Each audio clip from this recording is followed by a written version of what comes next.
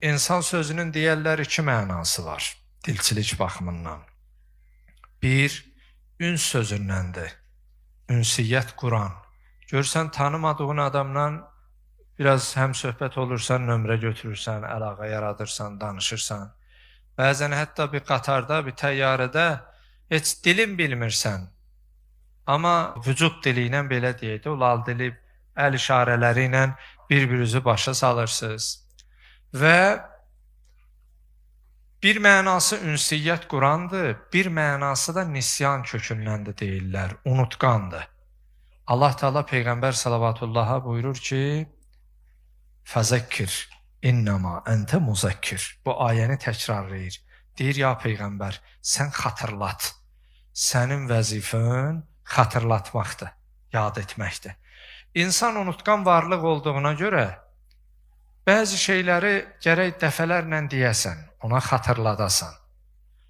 Məsələn, adicə o telefon, səssiz rejim var da orada.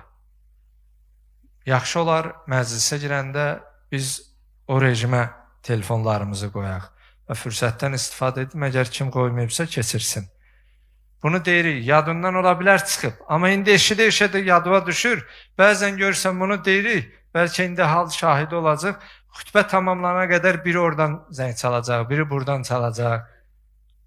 Hələ eşidə görsən yenə insan unudur ki, eşidəndə keçirsin. Biraz zaman qazandım ki, fürsət tapıb keçirdəsiz.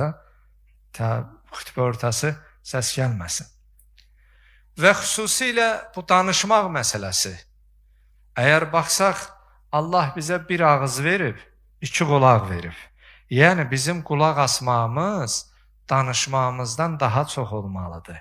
Amma bizdə əksinədir. Əlbət, bu məclislər çox bərəkətli məclislərdir.